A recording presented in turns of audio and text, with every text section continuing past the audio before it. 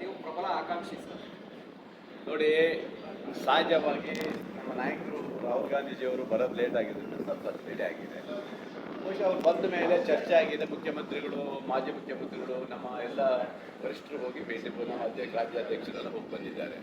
ನನಗನ್ನಿಸ್ತದೆ ಬಹುಶಃ ಈಗ ಹೈಕಮಾಂಡ್ ಸೂಚನೆ ಮಾಡಿದರೆ ಯಾವ ಬೇಕಾದ್ರೂ ಇವತ್ತು ನಾಳೆನೂ ಮಾಡ್ಬೋದು, ಇಲ್ಲ ಅಂತ ಅವರು ಏನಂತ ತೀರ್ಮಾನ ನಿರ್ಧಾರ ಮಾಡೋದು ಹೈಕಮಾಂಡ್ ಕಾಯ್ತಾ ಇದ್ದಾರೆ. ಬಹುಶಃ ಅದು ಆಗ್ಬೋದು. ಸರ್, ತಾವು ದೆಹಲಿಗೆ ಏನಾದ್ರು ಹೋಗ್ತೀರಾ ಸರ್ ಮತ್ತೆ?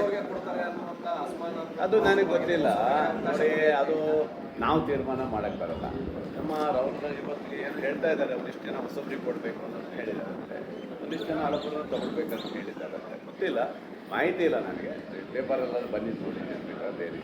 ನೋಡಿ, ಆ ಥರ ಸೂತ್ರ ಏನು ನಮಗೇನು ಬಂದಂಗಿಲ್ಲ. ಆ ಥರ ಏನು ಬಂದಿಲ್ಲ. 2-3 ಬಾರಿ ಗೆದ್ದವರು, 4-5 ಬಾರಿ ಗೆದ್ದವರು ಯಾರಿಗೂ ಬೇಕಲ್ಲ, ಯಾರಿಗಂತ ಅವ್ರು ನಿರ್ಧಾರ ಮಾಡ್ತಾರೆ. 2 ಬಾರಿ ಗೆದ್ದಂಥವ್ರು, 3 ಬಾರಿ ಗೆದ್ದಂಥವ್ರು, 4ನೇ ಬಾರಿ ಗೆದ್ದಂಥವರಿಗೆ ನಿರ್ಣಯ ಮಾಡುವಂಥದ್ದು ಅಲ್ಲಿ ಮಾಡ್ತಾರೆ.